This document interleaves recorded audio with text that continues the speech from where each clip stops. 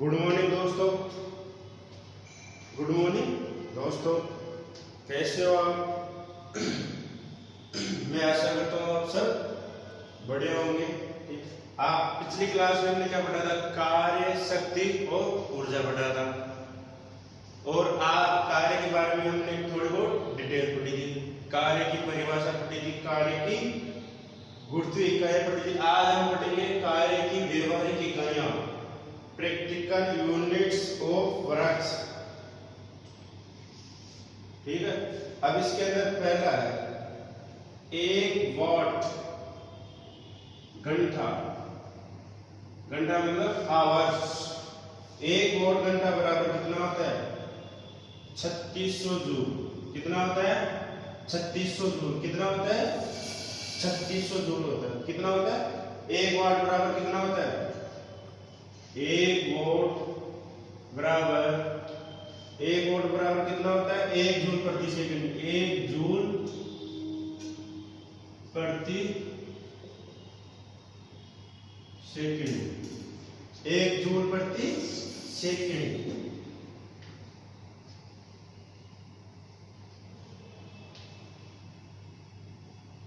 ठीक है। अब इसके बाद 1 किलोवाट घंटा। 1 किलो वाट घंटा ये किसके बराबर होता है? 1000 वाट के बराबर। 1000 वाट घंटा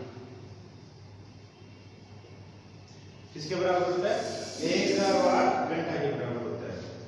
अब 1 किलो वाट घंटा ये कितना हो गया? 36। भाई 1 वाट घंटा बराबर कितना हो? 3600 जूल। 1 किलो वाट घंटा बराबर 1000 वाट। तो ये टोटल कितना हो जाएगा? 36000।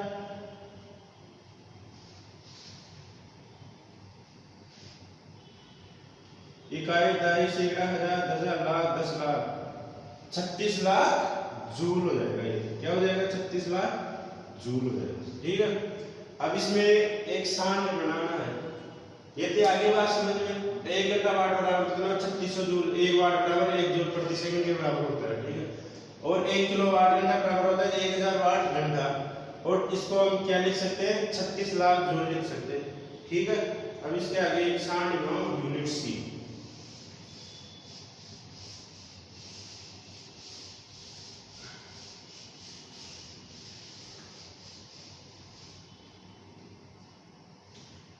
इसमें लिखना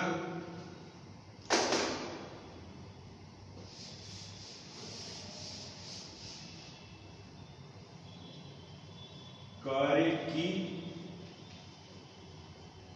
इकाई। ठीक है। कार्य की, अब एक जगह सारी कार्य की इकाइयां।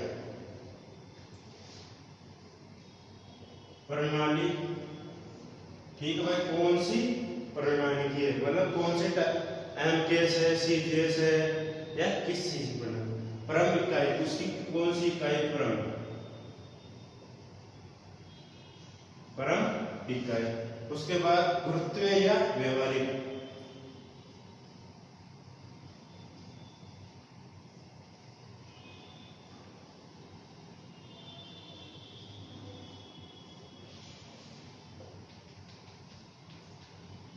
व्यवहारिक इकाई। उसके बाद हो गया संबंध। है उसके, उनके बारे में, उसमें क्या संबंध है? ठीक है। पहली होती है एफपीएस, फुट पाउंड सेकंड। इसका फुल फॉर्म क्या होता है? Foot pound second. ठीक है। अब इसके आगे क्या होगा? फुट। अब इसकी क्रम क्या है? Foot pound. क्रम क्या है? Foot pound. और उसके गुरुत्व या उसकी भी इकाई क्या होती है? इसकी फुट पाउंड।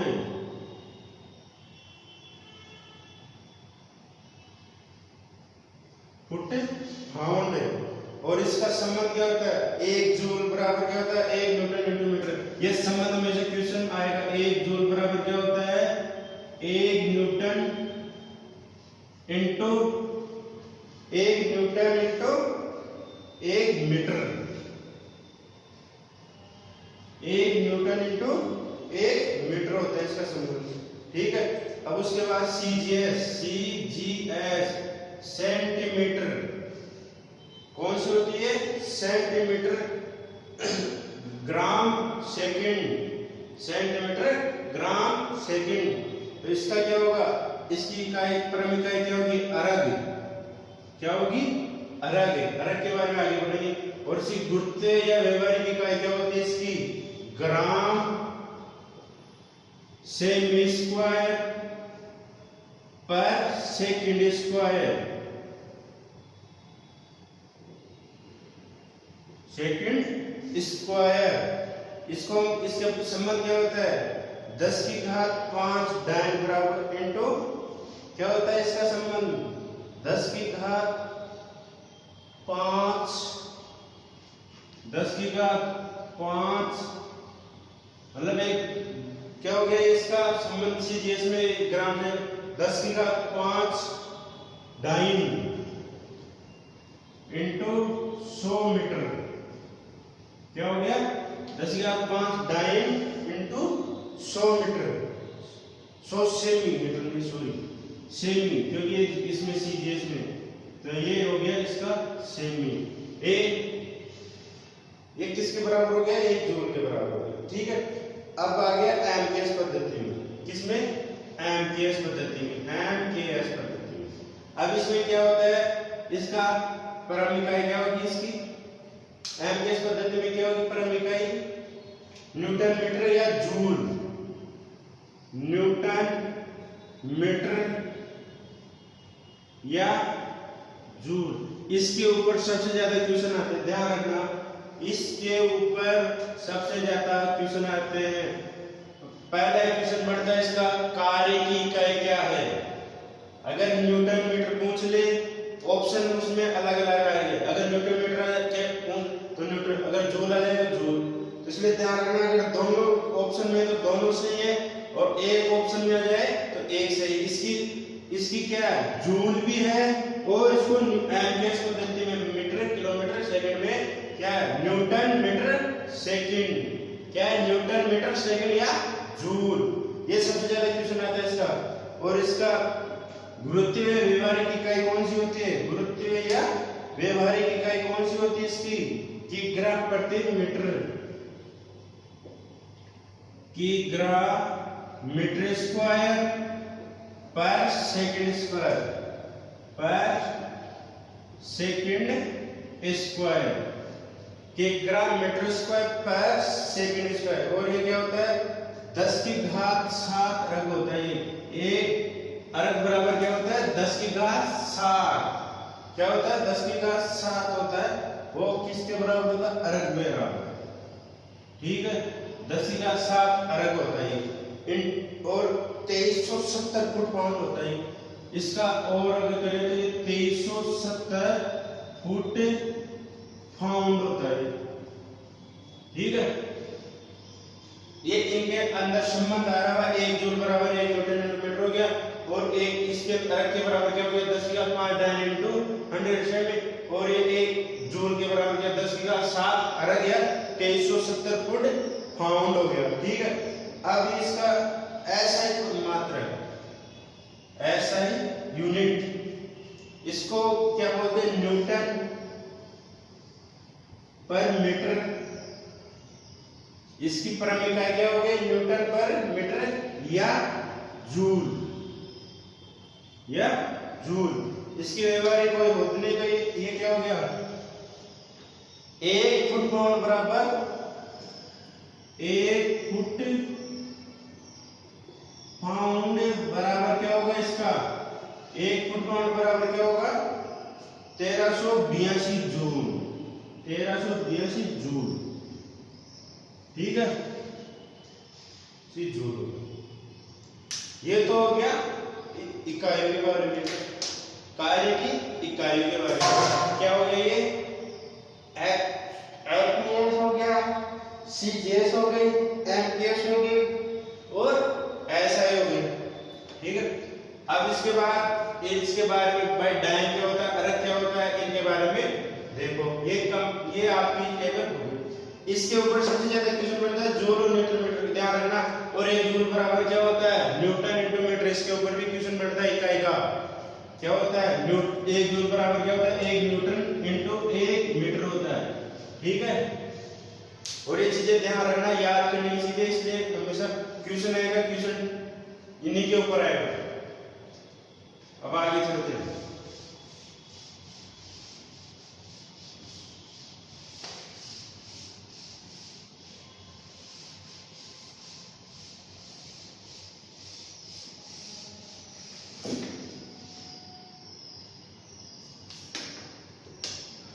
अब इकाइयों से संबंधित परिभाषा है। अब सबसे पहले अर्घ क्या होती है, इसको हम क्या बोलते हैं, अर्घ को क्या होती है भाई, अर्घ के बारे में एक अर्घ होता क्या, इस अर्घ होती क्या चीज है, ये चीज है वो।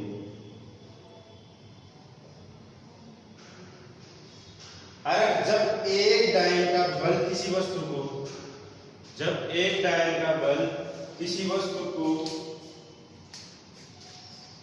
1 सेमी विस्थापित पथ किया जाता है तो वह कार्य का एक वर्ग होता है। क्या होता है, एक वर्ग होता है।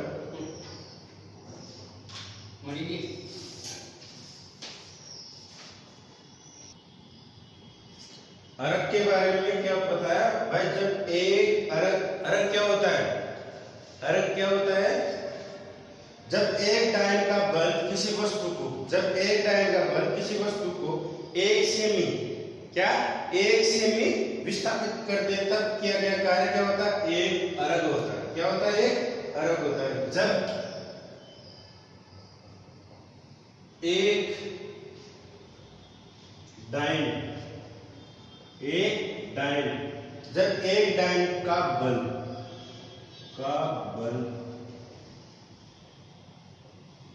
किसी, जब एक डायन का बल किसी वस्तु को, जब एक डायन का बल किसी वस्तु को 1 सेमी विस्थापित, 1 सेमी विस्थापित कर दे, 1 सेमी विस्थापित कर दे, तब किया गया कार्य, तब किया गया कार्य क्या कहलाता है, किया गया कार्य एक अर्घ होता है।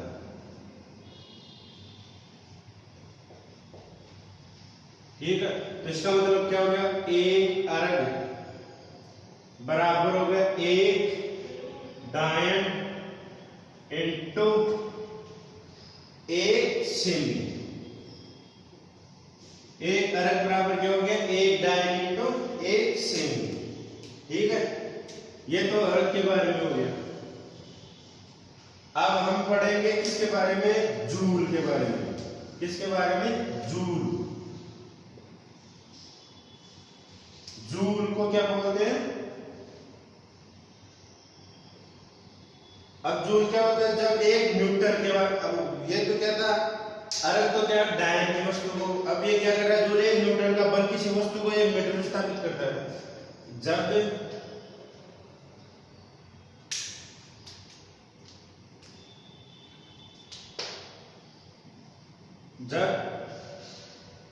1 न्यूटन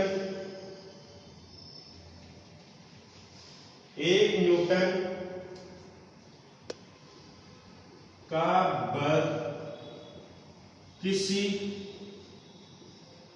वस्तु को, जब 1 न्यूटन का बल किसी वस्तु को 1 मीटर विस्थापित, 1 मीटर विस्थापित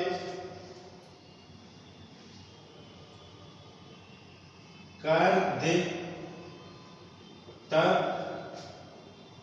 क्या होगा, किया गया कार्य, तब किया गया कार्य क्या कहलाएगा, जूल कहलाएगा। क्या कहलाएगा, किया गया कार्य 1 जूल के तुल्य होता। ठीक है, जब 1 न्यूटन का कार्य बल किसी वस्तु को 1 मीटर में विस्थापित कर दे तब किया गया कार्य 1 जूल के बराबर होगा। तो 1 जूल बराबर क्या होगा? 1 जूल बराबर क्या होगा? 1 जूल बराबर क्या हो जाएगा? 1 newton into metre, 1 newton into 1 metre. ठीक है, ये 1 बराबर क्या हो गया? 1 डायल इंटू 1 सेमी, और 1 जूल बराबर क्या हो गया? 1 न्यूटन इंटू मीटर हो गया, 1 न्यूटन इंटू मीटर हो गया। ठीक है, अब अपन पढ़ते हैं मीटर किलोग्राम के बारे में। ठीक है, ये दोनों हो गए।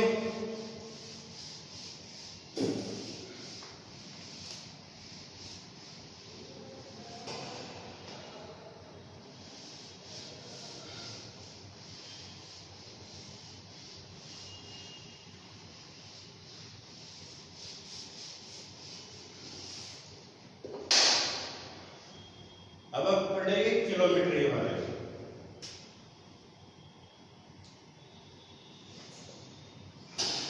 Metre kilometre.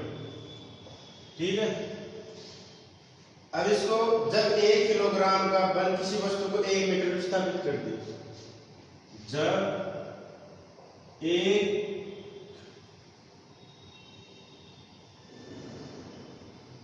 Kilogram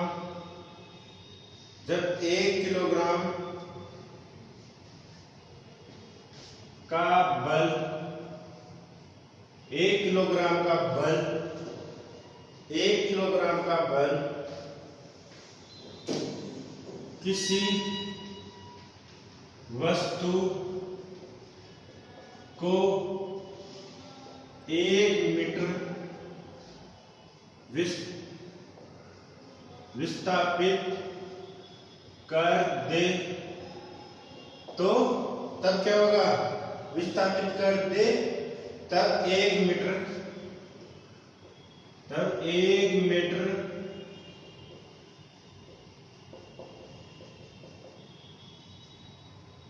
kilogram 1 metre kilogram कार्य होता है, यह कार्य होता। इसको मैं क्या लिखता हूं? 1 मीटर किलोग्राम बराबर 1 किग्रा इंटू 1 मीटर। 1 मीटर किग्रा बराबर हो जाएगा 1 किग्रा इंटू 1 मीटर।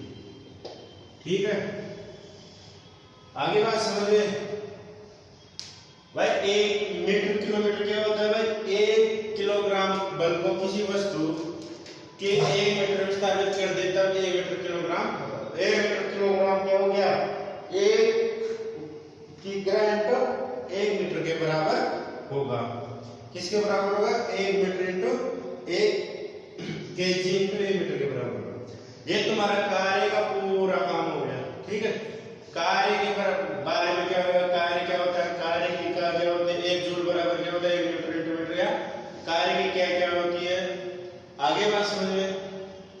कार्य की इकाई के बारे में पूछेगा, और कार्य की परिभाषा हो गई W बराबर F इंटू S। S विस्थापन या बल के द्वारा तय की गई दूरी हो गया।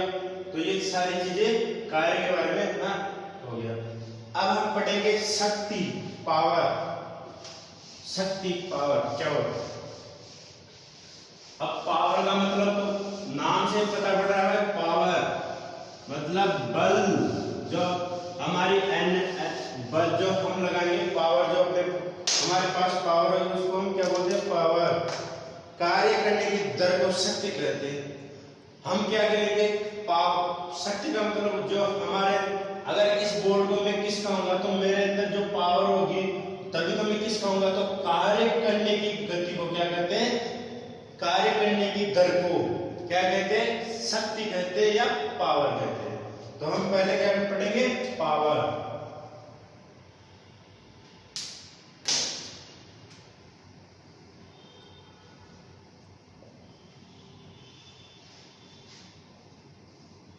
शक्ति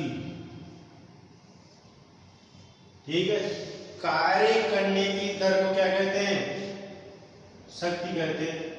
कार्य करने की दर को शक्ति कहते हैं। कार्य करने की दर को क्या कहते हैं? शक्ति कहते हैं। तो P बराबर W बटा क्या हो जाएगा? कार्य करने की दर को क्या कहते हैं? शक्ति कहते हैं। कार्य करने की दर को क्या कहते हैं? शक्ति कहते हैं। तो कार्य करने की दर को क्या कहेंगे? शक्ति। तो P बराबर W बटा T हो जाएगा। क्या हो जाएगा? दर का मतलब क्या हो गया? Rate, rate R। तो क्या हो गया? शक्ति को P से डिनोट करते हैं। P बराबर क्या हो गया? W upon T। जितने समय का समय तो इसमें साथ आएगा। तो P का मतलब तो क्या हो गया? शक्ति। P का मतलब क्या हो गया? शक्ति। और W का मतलब क्या हो गया? W का मतलब क्या हो गया?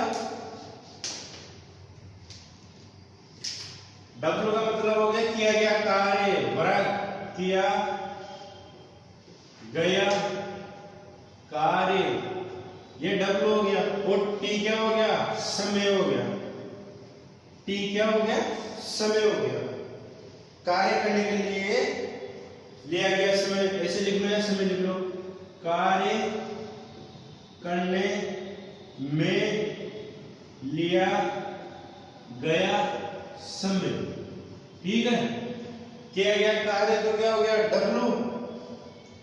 और T क्या हो? कार्य करने के लिए, या इसको ऐसे में लिख सकते हैं। अब W में वर्ग क्या होता है?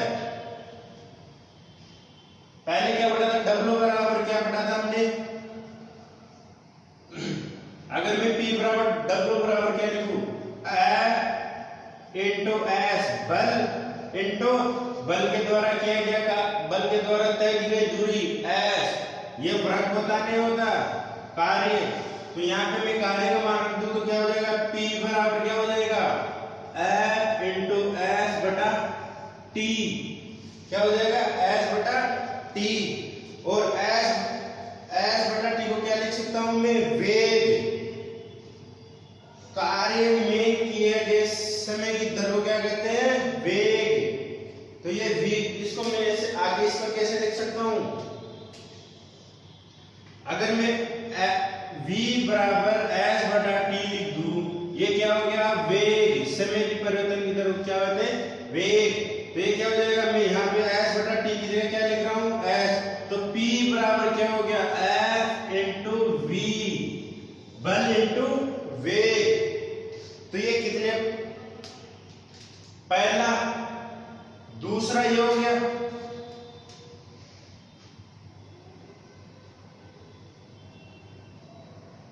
दूसरा फॉर्मूला ये हो गया और तीसरा ये हो गया। तो ध्यान रखना, तीनों के तीनों चीजें याद रखना। एक हो गया, दो हो गया और तीनों। ये क्वेश्चन के ऊपर अगर कोई आपको क्वेश्चन देते, कई बार वेग के बारे में पूछ ले, कई बार एस और टी के बारे, समय के बारे में, तो कई बार वर्ग के बारे, वर्ग का मान देते, पावर पूछ ले, तो ये क्वेश्चन किस में आएगा? आपके न्यूमेरिकल टाइप में क्वेश्चन में काम आएगी चीजें। तो ये क्या हो गया? शक्ति हो गया। अब हम लिखेंगे शक्ति की इकाइयां। शक्ति की इकाई क्या होती है? शक्ति की व्यवहारिक इकाई अश्व शक्ति होती है और परम इकाई क्या होती है? वाट होती है। शक्ति की क्या होती है? वाट। क्या होती है? वाट। अब आगे देखो इसकी इकाइयां।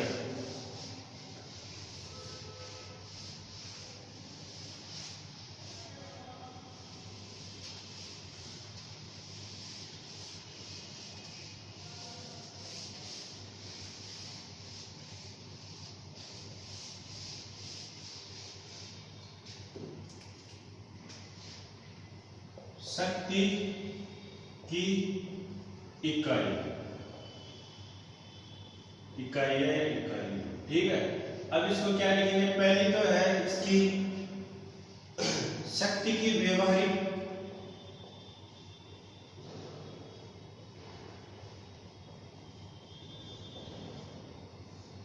जो प्रैक्टिकल होती है, शक्ति की व्यवहारिक इकाई, प्रैक्टिकल इकाई क्या होती है? अश्व शक्ति होती है। क्या होती है? अश्व शक्ति। ये कई बार क्वेश्चन आता है भाई, शक्ति की व्यवहारिक इकाई क्या होती है? अश्व शक्ति होती है, ठीक है। और इसकी कौन सी होती है? परम इकाई, जो अपन काम में लेते हैं, परम इकाई। इसको क्या बोलते हैं हम? वोल्ट। क्या बोलते हैं इसको? वोल्ट, ठीक है। अब हम आगे पढ़ेंगे अश्व शक्ति के बारे में। अश्व शक्ति क्या होती है?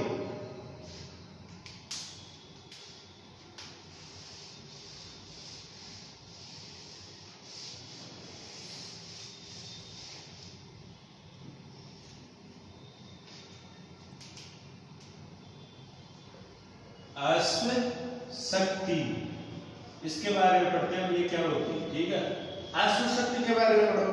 तो जब कोई मशीन 75 मीटर की ग्राफ या 4500 मीटर मीट्रिक प्रमाण के 55 फुट पाउंड प्रति सेकंड 33 फुट पाउंड से ब्रिटिश प्रणाली कार्य अनुसार है, तो इसके अश्व शक्ति, एक अश्व शक्ति बराबर क्या होता है?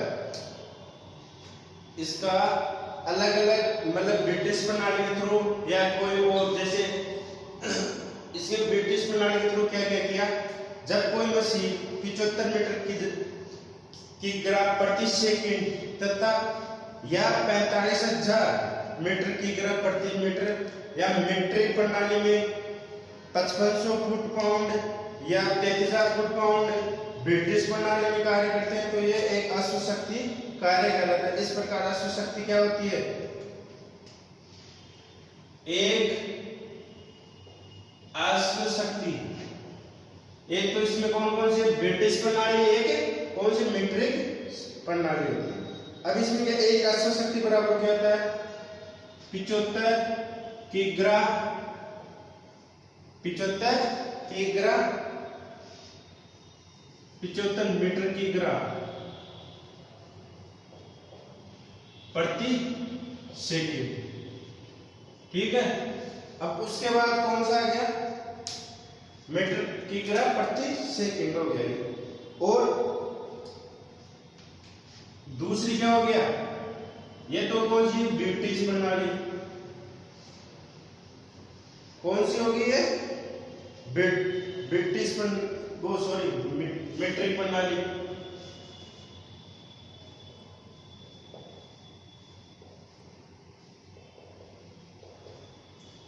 एक अश्व शक्ति बराबर 75 मीटर किग्रा प्रति सेकंड होती है। और 4500, एक अश्व शक्ति, इसको हम लिख सकते हैं 4500 मीटर किग्रा पर मिनट,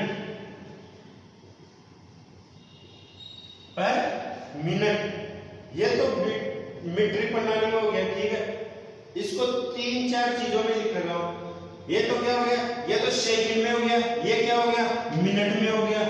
तो इसका ध्यान रखना, ये चेंजिंग है। 75 मीटर की ग्राफ, एक अश्व शक्ति बराबर क्या होता है? 74 मीटर की ग्राफ पर सेकंड। और एक अश्व शक्ति बराबर क्या हो गया? 4500 मीटर की ग्राफ प्रति मिनट में हो गया। क्या हो गया? ये प्रति मिनट में हो गया। और एक 5500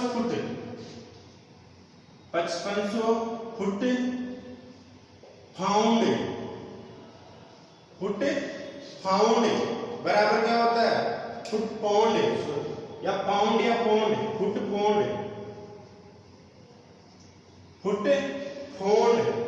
पर सेकंड, फुट पाउंड पर सेकंड। ये किसकी हो गई? ये किसके बराबर हो गई?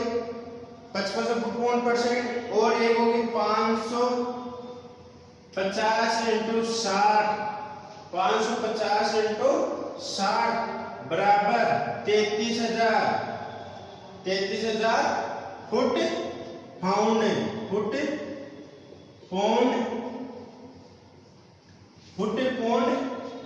प्रति मिनट। देखो ये दोनों तो चीजें होगी किसमें, मीट्रिक में, और ये दोनों कितनी हो गई, किसमें हो गई, एक अश्व शक्ति बराबर, यहां पे लिख लेना आगे, एक अश्व शक्ति 5500 फुट कोण पर सेकंड, और ये हो गया एक अश्व शक्ति बराबर 555 इंटू 60 या 33 ये दोनों किसमें है, ब्रिटिश प्रणाली में। किसमें है, ब्रिटिश प्रणाली में। किसमें ये दोनों, ब्रिटिश प्रणाली में ये दोनों।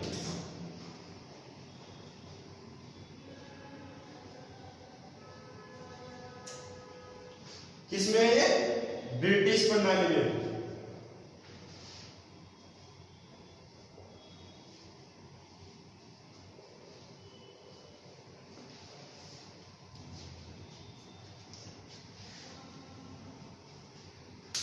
ये हो गया शक्ति के बारे में। किसके बारे में हो गया ये, शक्ति के बारे में।